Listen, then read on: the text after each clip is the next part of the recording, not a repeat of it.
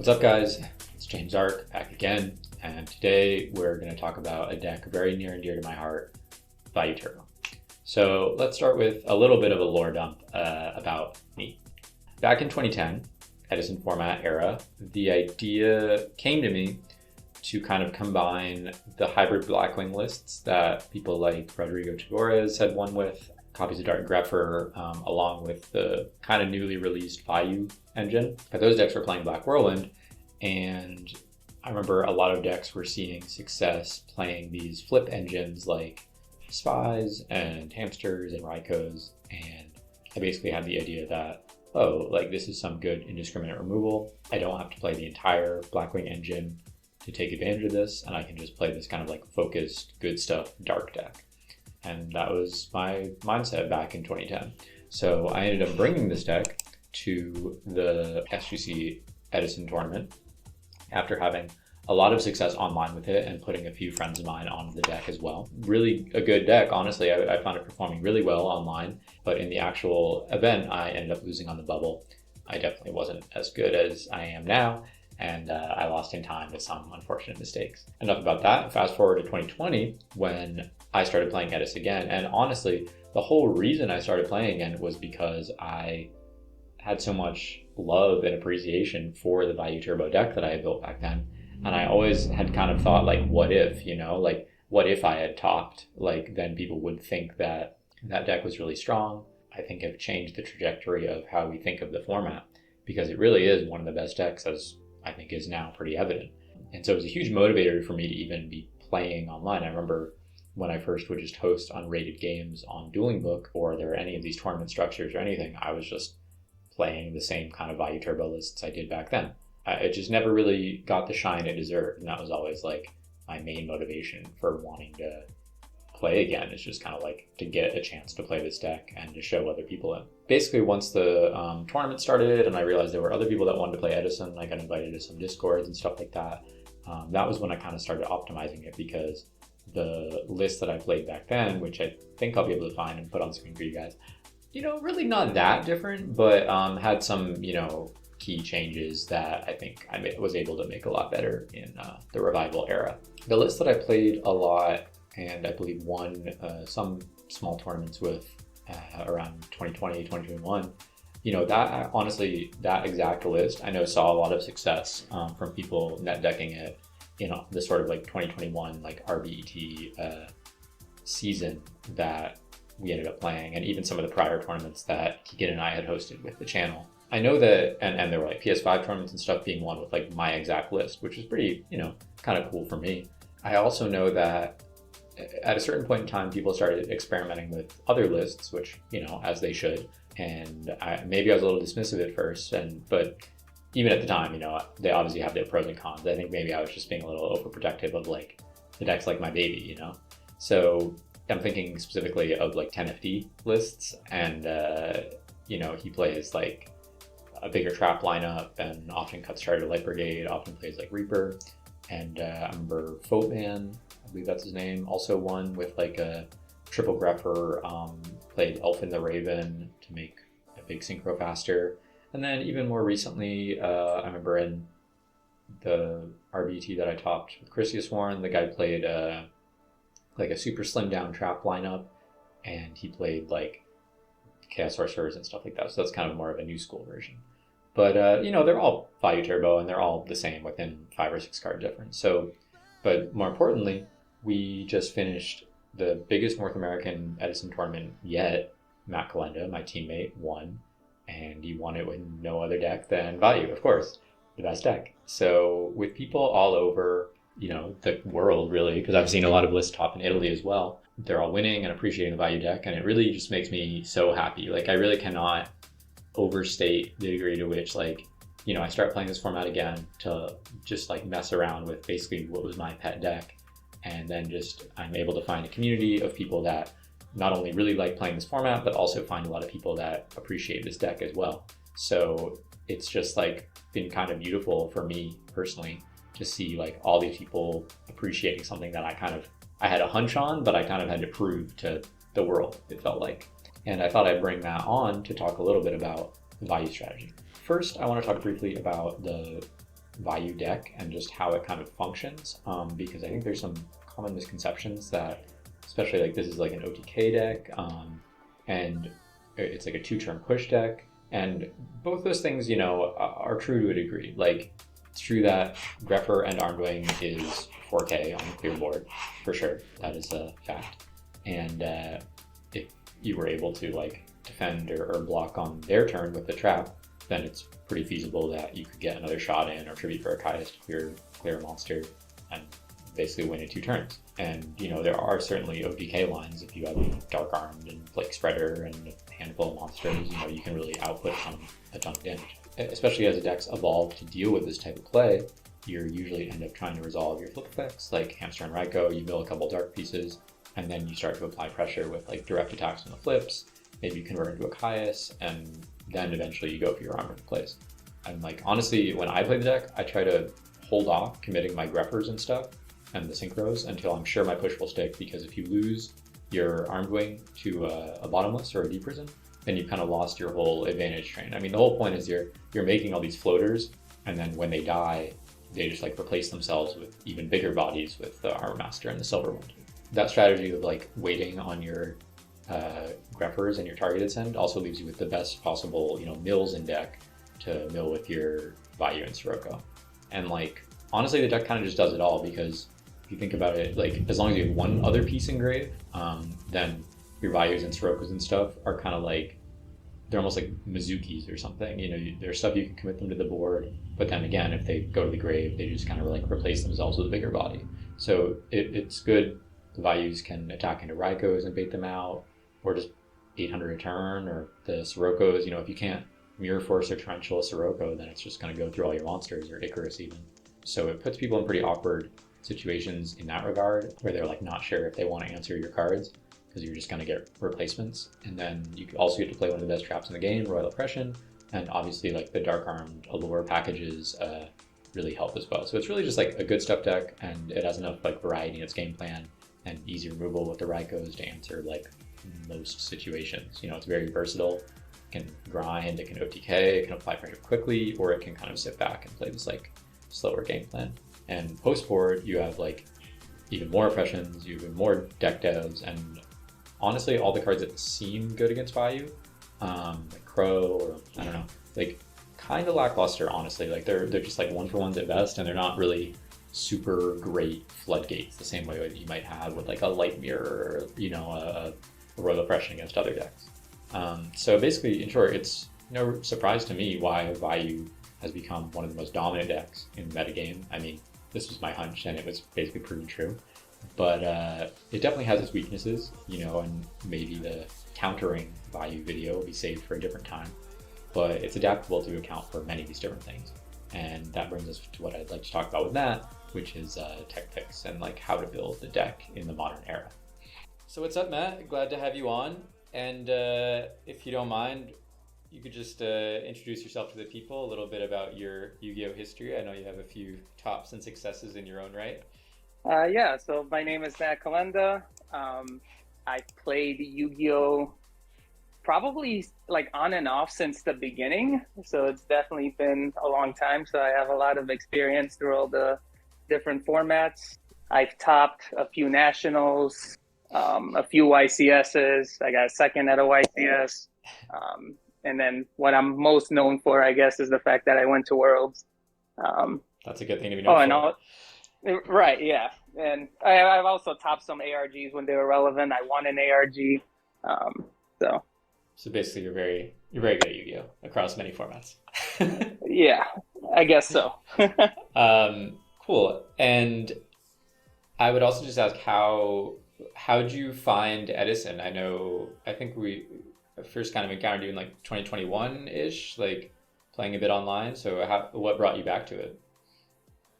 Yeah, I think it was when you initially started the channel, the Ed and Eddie channel, or E3 now, that Keegan runs. I pretty much got interested into Edison.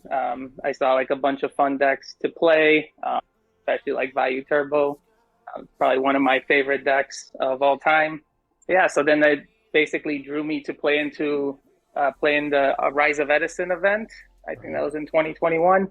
where I got second place. And then I think I only played in one other RBT, which I topped also. So my time is usually, I'm pretty busy during the weekend, so it's hard for me to sit on the computer and play Yu-Gi-Oh! But when I do get a chance, I definitely want to hop on and play in an event because it's just a lot of fun, a lot of variety of decks to choose from. Cool. And what attracted you to Vayu specifically, or like why was that the first thing you started experimenting with? Yeah, so funny enough, I was playing Vayu during actual Edison format. I know I was messing around with it a lot, and I actually played it all the way through, like on and off through 2011 Nationals, like right after Tengu and Tour Guide came out. I actually topped the 2011 Nationals with Vayu. Right. I thought I remembered that, and I knew someone did, and I thought it was you, but I couldn't remember. That's so funny. Yeah. Yeah. And I remember, I think that was around the time Dueling Network came out. It was Right. it was like around May. So I remember like I was grinding Dueling Network like consistently with the deck. I mean, obviously it was a challenge to play that deck in that format, only Sure. because Tengu made things a lot more difficult than they needed to be. But it was just like a lot of testing. I know Zephyros was coming out like a month before that Nationals. So I was just playing it on Dueling Network a lot and testing out all the different versions. So by Yeah. the time it got to Nationals, I was really well versed with the deck. Obviously, I needed to play extremely well to top that event, just because, I mean, I was definitely playing the inferior deck at the time. Yeah, we'll try to. I can probably put the deck on the screen or something for anyone who's curious. But I also, so obviously the big thing now is like you just won this huge thing, which is amazing. Congrats at Yeah. Nationals, and I think kind of like de facto, you're the value expert, you know. So I had a couple more questions, just like what do you think the biggest misconception people have about this deck is? Like I feel like I see people say things online all the time, and I'm like, I don't know if I fully agree with that.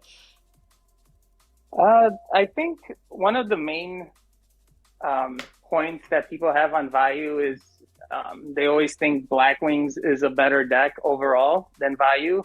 I kind of tend to disagree with that, only because like without Whirlwind, Blackwings don't really do all that much. Like I feel like I'm just playing a bunch of vanillas. So it's never really optimal.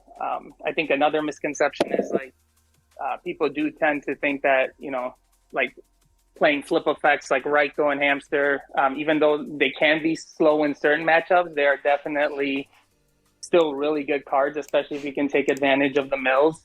And then, I mean, biggest thing above all, this deck plays like every broken limited card Yeah, that you can think of. Burial, some people play Return. Um, for so sure. it's just main things like that. Nice. And similar point, but if for people picking up the deck or just getting into Edison, like, do you have any, short pieces of advice or just to make the learning process a little quicker? Yeah, so I mean, a short piece of advice to play like Vayu specifically would just be you have to adapt and play a little bit differently depending on what matchup you face against. For example, if you play against decks like Frogs, you don't usually try to overcommit on the board and try to OTK them right off the bat, just because you have to be aware of cards like Fate or Gores, and then they tend to punish your entire setup the turn after. But I think like with the deck itself, I think it's just a matter of play testing it a lot against all the different decks and kind of seeing like what works and what doesn't, um, and adapt accordingly. Definitely, yeah. I mean, that's one of the things I like about it too. It's very adaptable. So, like with the Raikos and Kayas, you have a lot of like removal for different situations. So I think it kind of plays differently in a lot of different matchups. But I think that's good advice. And think I mentioned this I think in another video, but I'll probably do like a like how to play against Frog video soon. So we'll Hmm. I'll get some good Yeah, advice for that. it's definitely the most interesting matchup to kind of observe and see how much different like the moves that you make are. Yes, yes, it is really interesting.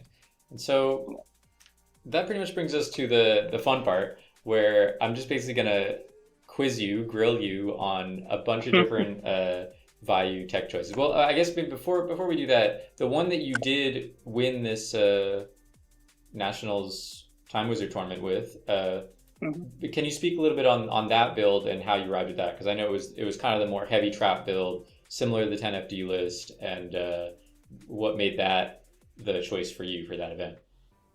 Yeah, so like you said, it was pretty much the 10FD list. I think what brought me to it is like during the week leading up to Nationals, I was just kind of thinking about what decks I was expecting to face in that tournament. I was expecting primarily Black Wings and Hero Beat, and that is kind of what drew me to that build. I wanted pretty consistent cards across the board. So cards like, Chaos Sorcerer and Return. I wasn't too big on for that event specifically, Sure. only because I was afraid of breaking on them early on, and I wanted the most live hands possible.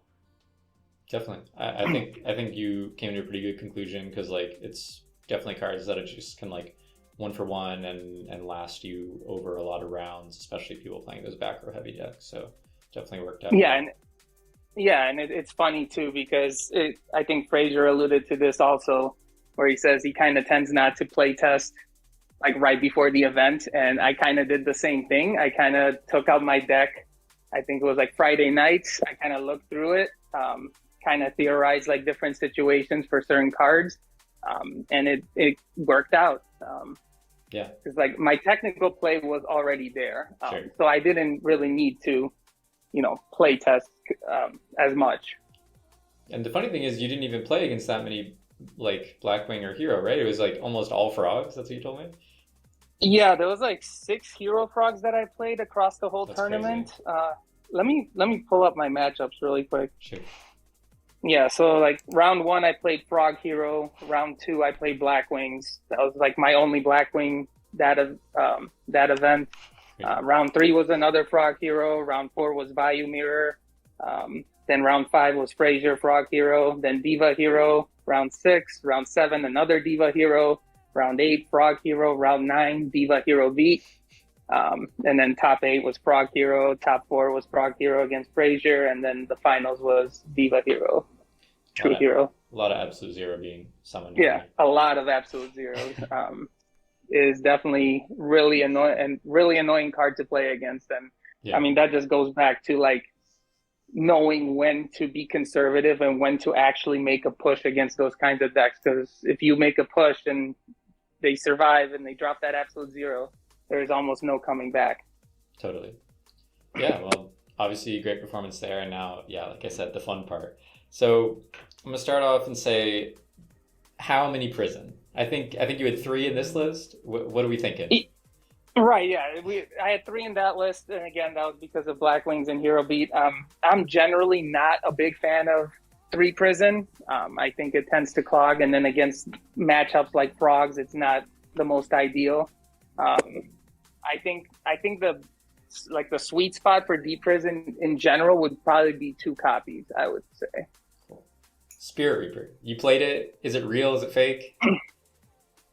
In theory, it's really good, and actually in practice throughout the tournament, it ended up supporting my theory. I think it's really good in the sense that it's a defensive and an offensive card. Mm-hmm. It's rarely ever dead, and I think the good part about it is like turn 1, if you just set it and set like some sort of protection, like your opponent's usually going to think it's a Raikou, so either they'll pass and Reaper's going to flip up on the next turn and take a card away. Or like sometimes it baits stuff like mind control, sure. Like games 2 and 3 when people tend to side it in, or if they already main it. I think it's a decent option. It's definitely not a bad card. That's a good point. Yeah, the one thing I like too is a lot of like tech picks that you could play in this deck. Like as long as they're dark, like you're always going to be able to convert with a Grepher or a Lore, or, Fuel Dark Armed if you really have to. So it's like, how bad can it really be? Yeah, and it kind of lets you summon Caius, which is True. especially if you're expecting like a lot of Blackwings and Hero Beat, sometimes it's really hard to just drop a Caius on the board because they're just constantly removing your monsters from the field. It's true. Let's say how many Grepher? So this one's tough. I think my favorite has been 2 copies, but I always do get drawn to 3, especially when I add when I played 3 Sirocco's, 3 Vayus, Necro Gardener Plague, and all those discard outlets. Just like the fear of breaking on Vayus is always in the back of my mind. But I think 2 has been preferred so far. Cool. Okay. Elfin, what do we feel? I don't like Elfin. Okay. For me, it's really hard to justify that card. A lot of times, if you don't have Grepher, and it's like if you draw it, a lot of times it's just stuck in your hand and it just does nothing. True. Like you're better off playing 3 Sirocco before you even consider it an Elfin. Yeah. I guess the only thing that would make me want to play Elfin is like the fact that I can make an Armor Master, but then I have to commit like cards like Book of Moon into my deck, because that's like the best way to like utilize Armor Master and just turn on its effect, and then at that point it becomes pretty hard to get rid of in certain matchups. True. Like Blackwings. Well, I'm going to skip down my list because you just mentioned Book of Moon. How many should we main it? I think if you're not playing Elfin, I don't think you really need to main it. I mean, the only good thing about Book of Moon for the most part that I like is sometimes you get to flip down your Raikou and resolve it again. Yeah. And some dodging a brain control. Yep. It's good against matchups like Lightsworn. So I would say like between 0 to 1 at most. I don't think I would commit more than 1 copy in my deck. I can agree with that. It is just one of those good like all around cards though. Like the Deep Prisons, like the Dust Tornadoes. It's like it's never going to be. It is that very bad. flexible. Yeah, it is a very flexible card. Sometimes like I feel like just having like an actual removal might be better. I mean, even a card like Compose might be really good as well to consider in that spot where you would consider a Book of Moon. No, definitely. It definitely is like it feels bad when you don't have the monster to convert off it.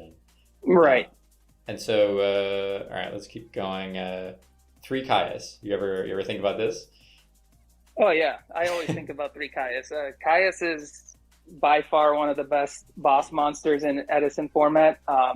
The only thing that keeps me away from 3 is just simply Blackwings and Hero Beat. Like they're just constantly removing your monsters, and sometimes you just can break on multiple Caius in your hand. Yeah. So as of now, I mean, I found 2 to be the right number. True. Like hamster and charge numbers, I would like to know your thoughts on. Yeah. So lately, especially, I've definitely been a fan of 2 hamster and 0 charge. You could consider like 2 hamster, 3 Raikou, and then 1 charge, but that tends to get cloggy for me. Mm-hmm. Like the only upside to charge is the fact that, going second, you can randomly mill Vayu pieces and go off that way. But I think there's no real need for charge in the sense that if you're not playing any other targets for it, I don't think it makes too much sense to play it. I think the fact that hamster basically provides 2 bodies makes it a lot better. It also allows you to basically do the Raikou Caius play, which is crazy, even against the aggressive decks, because sometimes they can't clear both the bodies right off the bat. Even like at the NAWCQ, I had a match against Hero or Diva Hero where I was at 1500, my opponent had an absolute 0, and then I drew a hamster, I set it, and then my opponent summoned an alias. And if that was like a charge, I pretty much would have been forced to pop the alias because they did attack with absolute 0 into that hamster. And then at that point, I'm pretty sure I would have lost because it would have been a lot harder to out that absolute zero at that point. For sure. I mean, this is maybe the one of maybe a couple of points I'll give my opinion too. I mean, I definitely have been using 2Hamster a lot more recently, and I even dating back to 2010 always saw the appeal for 2Hamster zero charge. But I don't know, sometimes I feel like it's just one of those like too good not to play situations. Like it's like I like definitely like you don't want to draw too many copies of your flips essentially, Right. and get too far behind. But there are just those times that you like mill great off the charge, and it lets you guarantee mills without your guy getting sniped by a Caius or a Minecon or whatever the hell. And yeah, like even though relying on the good mills, it's not necessarily a consistent strategy, I feel like it's like it gives you that extra little percentage of like being able to sack them that helps a lot. But I'm still not sold. You might catch me out here with the 2Hamster zero charge soon enough. Yeah, I think one plus side to another plus side to charge, I guess, would be like if you're playing something like a Chaos Sorcerer and you also want to mill like another light in the process, but it also requires you to play more lights than just Raikos, I would say, by like Cyber Dragon or something, at least. Speaking of more lights and more targets, Lila, people have done it. What do we think? Haven't been a big fan of Lila. Also, I just think it takes up your normal summon. It's not. I mean, a lot of times, yes, you might get rid of one back row, but then they're just gonna run it over anyway. I haven't been too big on Lila. Like a lot of times, I prefer to summon like a Greffer or Armageddon instead of a Lila. Yeah, it's not like you really fear their floodgates or anything. So. Right. Exactly. So this may be, I feel like this may be one of the bigger ones, but yeah, the Chaos Sorcerer and let's throw Return in there too. Like, what do we think? Yeah. So Chaos Sorcerer, I do understand the reason people would play it. I mean, it is mid game. The card is great, especially against a good player. It does give you that edge against them to out like problematic cards. But I tend to brick a lot on it in the early game, which is what's keeping me away from it. And also, like I like to play oppressions in my deck, so that kind of tends to conflict as well, a little bit. And I guess the similar thing with Return, like in the early game, it's really bad, but in the mid game and late game, it becomes like really good. But I feel like they kind of face the same issue. Definitely. And I mean, they do work well with each other, but I feel like adding both kind of like compounds the issue, right? Then you have even more dead draws early game, I don't know, it could be a one or the other case. I know that, again, to just give my 2 cents, like I know one of the reasons I started messing with them in the first place was I felt like they helped against frogs, Sorcerer easily outing Duplocks and stuff, and just like giving you kind of more win buttons in the mid-late game, not having to like grind it out with them. But more recently, I definitely like have been bricking on Sorcerer. Like it just sucks to feel like losing to someone that I otherwise should have beat, just matchup wise or skill level wise, just because I'm bricking, and when those could be more consistent like defensive cards like extra deep prisons or something.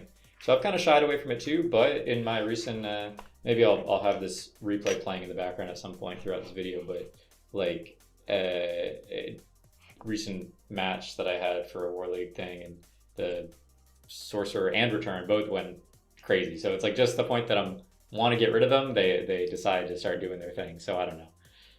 Yeah, and I remember I watched the replay of that match. Like those cards definitely shined in that specific instance.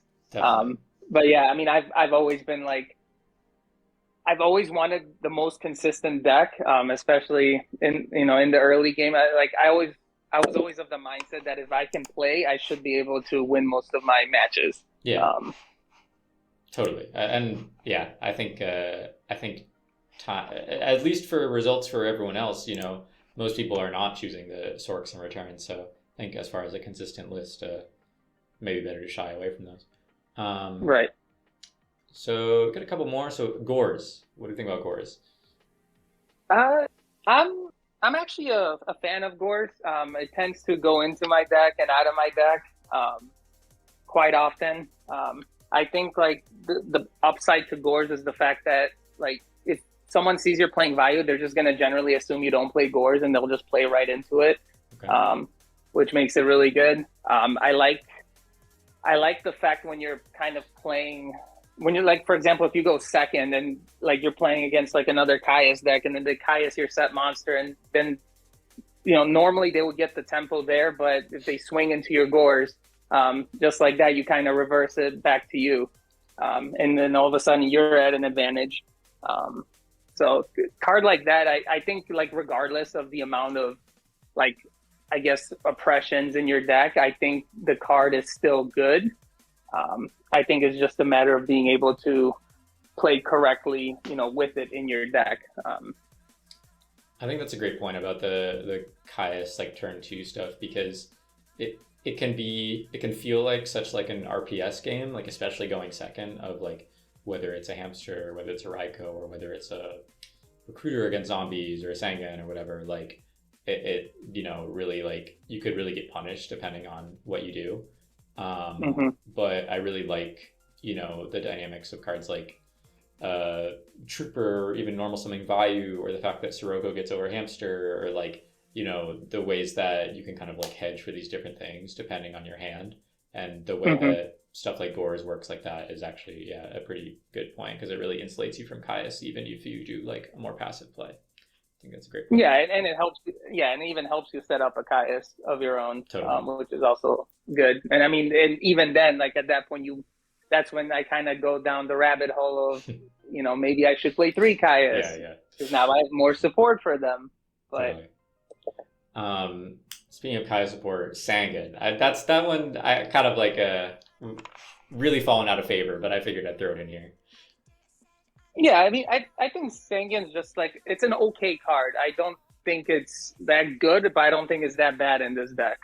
I think just like what I like the most about Sangan when I did used to play it is the fact that I can just grab like my usual go-to with Sangan was either like Card Trooper or Gale, or even sometimes Plague Spreader, just so like I can turn Armed Wing into a level 8 synchro.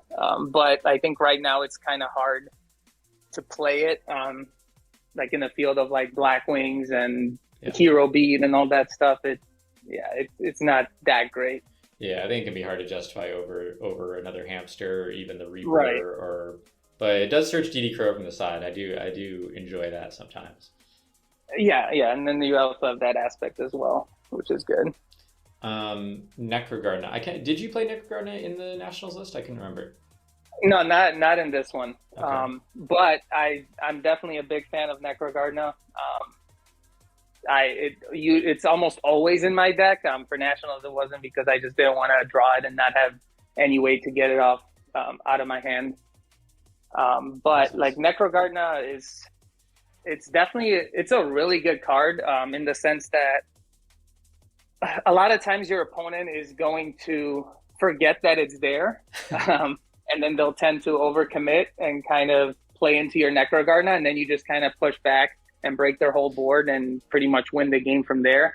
It also makes cards like Card Trooper and Gale really good, because you usually get right, yeah, and you get like 6 mils out of the Trooper, or something like that. So it definitely becomes really good in that instance. The fact that it's a Rota target, it comes up for me a lot in the sense definitely. of like even at Nationals when I had Rota in my hand, sometimes I wanted to get a Necrogardna, which I couldn't, just so I can drop my Graph for a pitch to Necro, and send like the other piece to the graveyard.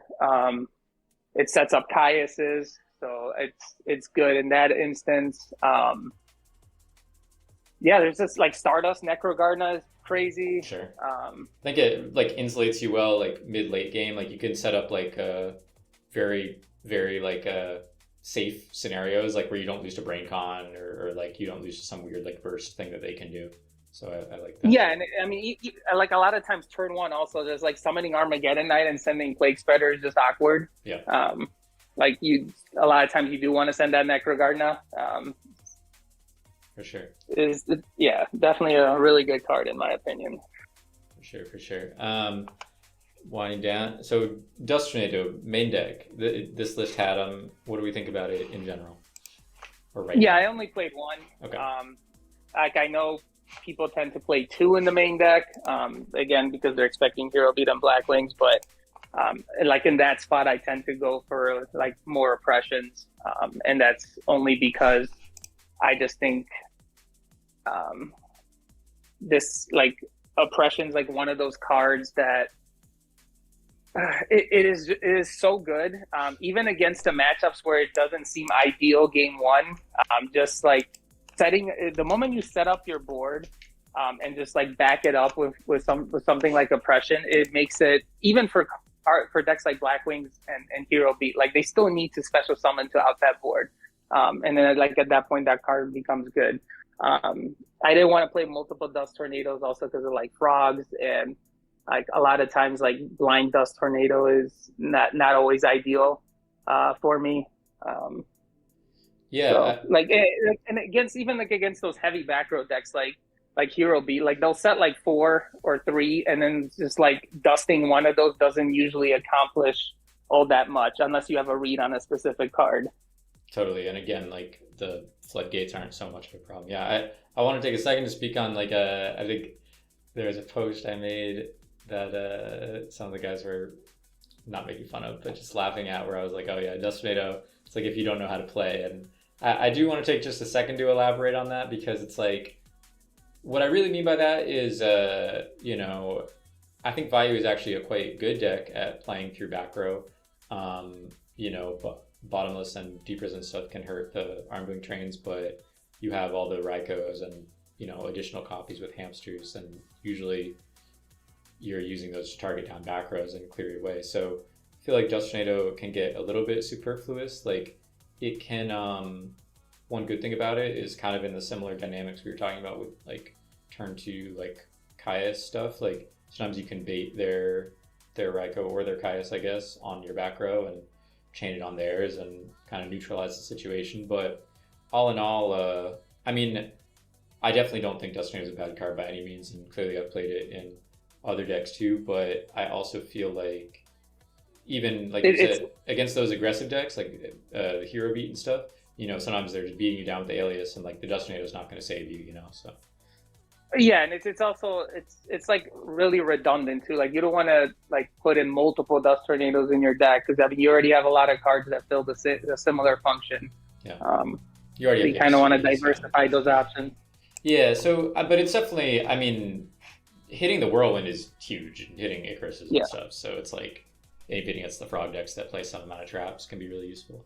But I realized I actually skipped over one, which was what you just mentioned, oppression. How many mained, how many sided, and you kind of elaborated your thoughts, but so you went with 2 in this recent version, right? Just for the reasons you said, basically. Yeah, and I'm usually a fan of 2 overall in a deck like this, because this is one of those decks that takes advantage of oppression the most. And even, I mean, just stopping Miracle Fusions, like all these absolute zeros, like it's like one of those cards that can just like stop those blowout cards pretty, you know, in a clean manner. Just like, or even Dark Armed, like it's one of those reliable outs to those broken cards. Yeah, one of the few cards that really stops Dark Armed, like, and and I also agree with you, even against decks that you might not think it's that good, like randomly, even in the mirror sometimes, right? It's like hitting the Dark Armed, you hit the Plague Synchro, Special Grepper, like if you ever actually get it off, it's pretty game breaking. Right, yeah. So, I mean, sometimes you're just sitting on Caius Oppression, and in the mirror match, like they have to either summon Dark Arm, or sometimes they have to do Armed Wing plus Plague Spreader for a level 8 Synchro to try to out it. So like the card is just really good. It's pretty insane. Yeah. And you could take it out games 2 and 3, but like I'd rather have it in the option to have it in my deck games 1 through 3 as opposed to just like games 2 and 3 where I have 2 copies. And I notice actually so many people, especially people like starting Edison for the first time, or like maybe people that play more current and come back to Edison. It's always these like combo heavy high roll decks. Like I'm thinking of like Joshua Schmidt had that deck a little while ago, Plant Hero, Quick Draw, stuff like that. So we play like Light Sword with Power Wells and things like that. And I almost feel bad sometimes because I'll like play these people that I know are really good players and are really trying to have a fun time with Edison, and it's just like flip oppression, like nice deck, like. Right, yeah, and I mean, for some reason, people in North America just tend to gravitate a lot more towards combo decks or heavy special summon decks, regardless of the format. So that just makes oppression like pretty good overall, I would say. For sure. A couple more. So Upstart Goblin. Have you tried it? What do we think about Upstart Goblin? Upstart is a little tricky. I do like the card. Obviously, it's one of the few cards that lets you kind of, in a way, offset a trap dust shoot.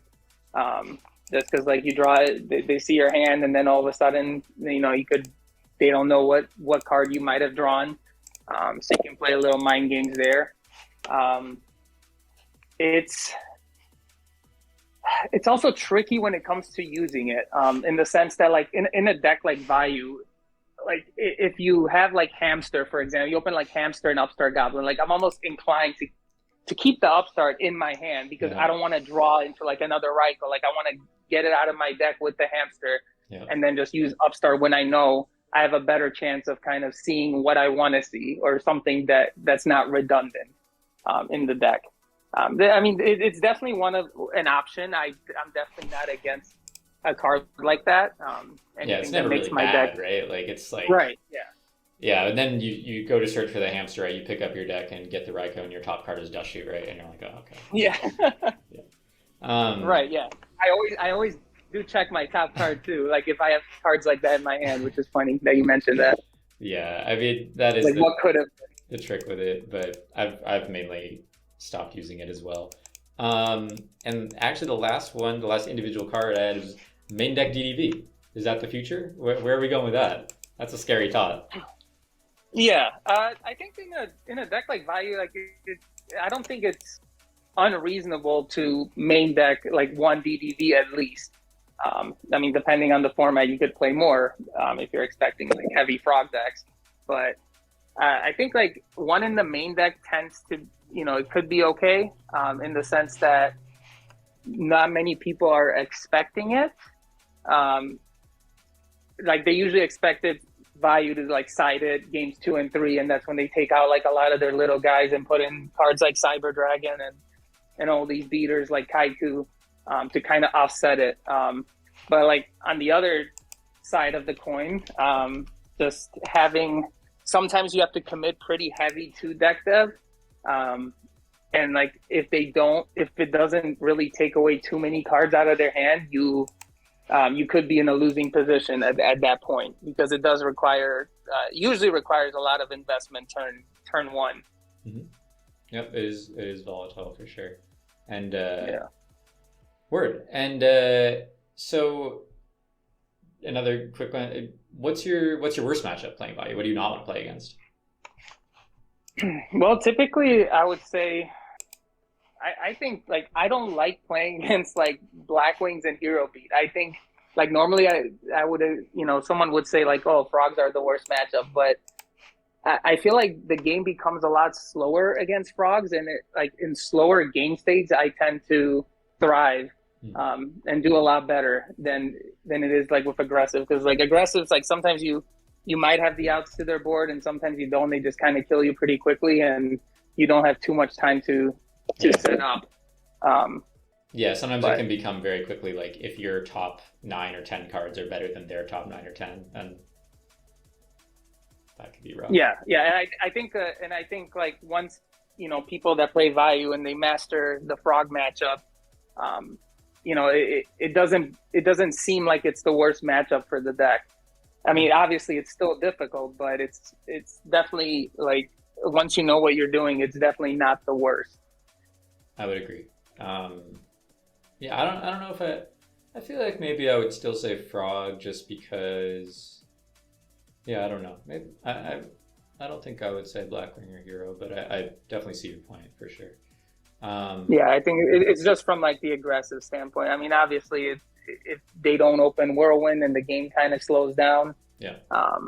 Or if you have outs to the Whirlwind, it definitely becomes a lot better. But like those games usually could get decided pretty quickly. Yeah, for sure. Definitely.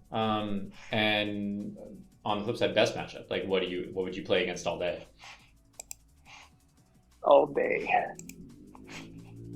Well, as of nationals, I would say I play against frogs all day, just because I just got used to the pace of the game against those decks.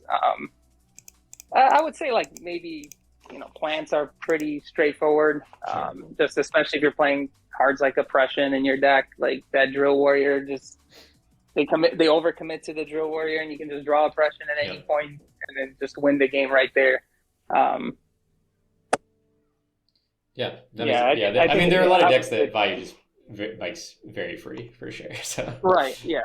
There's a lot of different decks where Vayu tends to be really good against. I mean, it's pretty good across the board in general. Definitely, and so that's kind of the last thing I want to talk about. So it's like going forward, I actually don't know if I've really seen a super big uptick in people playing Vayu since nationals, but I definitely think that there is a bigger awareness of it and that engine and people respecting it more. So both like, do you have any predictions for general meta trends, but also if you were playing Vayu, like what would you expect going forward? Like how might you adjust? What would you expect people to side against you? Where do you see this going, both for Edison in general and for Vayu? Yeah, so I think for Edison in general, I'm seeing the format shift more towards absolute zero decks, especially frogs. So just like kind of adjusting your main to counter that. I've definitely seen a lot less Blackwings as of late. And like even with Vayu, like people kind of tend to put in the same category as Blackwing, so they kind of tend to brush it off. It's like, oh, he got lucky, or he drew the right cards at the right time. But I mean, yeah, then for Vayu specific stuff like so like anti-Vayu hate, like I think we've seen like in the online tournament, like people are starting to play like a Macrocosmos type deck. Oh yeah, that was crazy. Which is crazy. But it's one of those decks that like if you kind of break their setup, like the game just ends right there. Like there's no coming back.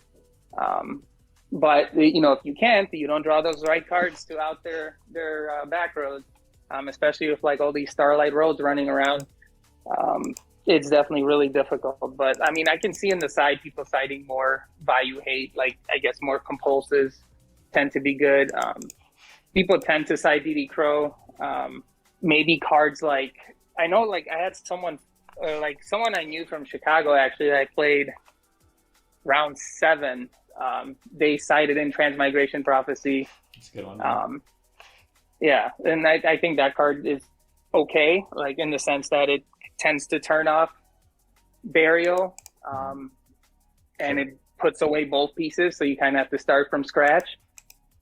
So it definitely makes it harder to like get those pieces back out of the deck into the graveyard.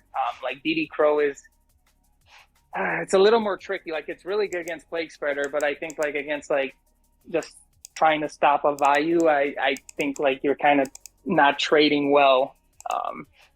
In that aspect, because usually they either just send another piece, they'll just follow up with Armageddon Knight or Greffer, or they have Burial anyway, and sometimes you can be like stuck like waiting basically to use it, and at that point either it's easy to read or it's just like not a card helping you advance. Like if they're not sending stuff to grave, then you're kind of just sitting there.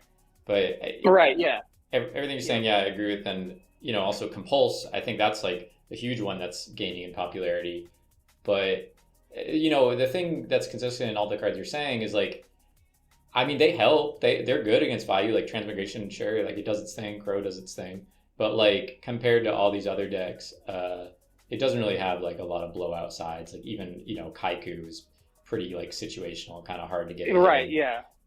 yeah, you're kind of expecting, like, Kaiku's okay, but you're kind of expecting them to just summon Grepher, pitch Vayu Sensoraku, and like pass or not have any sort of protection against Kaiku, which, I mean, sometimes they won't, but Yeah. it's kind of a hit or miss. It's not bad for sure though. Yeah, I've definitely had some rough losses to Kaiku when I wasn't expecting it, but I would say probably the times that I've been able to use Kaiku really well, I only remember like one time specifically where I like it was a mirror, then I made a armed wing and like attacked and kind of checked his back row or something, and then main two I summoned the Kaiku to kind of like flood him off for his turn, and it really helped. But I've pretty much shied away from using it in most decks. Yeah, it's definitely not a card I would consider more than one copy of. Yeah, definitely. Yeah, I mean, and like you brought up with like Compulse, like it is very flexible across the board. Zero just the and fact value that for sure. Yeah, zero value. I mean, even like against Frazier, he had like Soul Exchange on my card Trooper. I just changed Compulse and bounced it back, and yeah, I think Trooper milled like 12 cards that game. So nice. Yeah, I mean, so well, that little piece, those are a lot of good cards against value, but like, would you even consider adjusting these value ratios of the side deck? I mean, constantly we're adjusting, we're metagaming, but like, if Compulse or Crow or Kaiku or any of these things got really popular, like, I don't even really know what I would change. Like maybe Dust Tornado is better if people are doing all this hate, but it's like, I kind of don't care about any of these cards. Right, yeah. I mean, I think it's just a matter of like tweaking some of the ratios and kind of like trying different cards in the main, like Compulse, Dust Tornado, maybe decreasing the amount of prisons in your deck.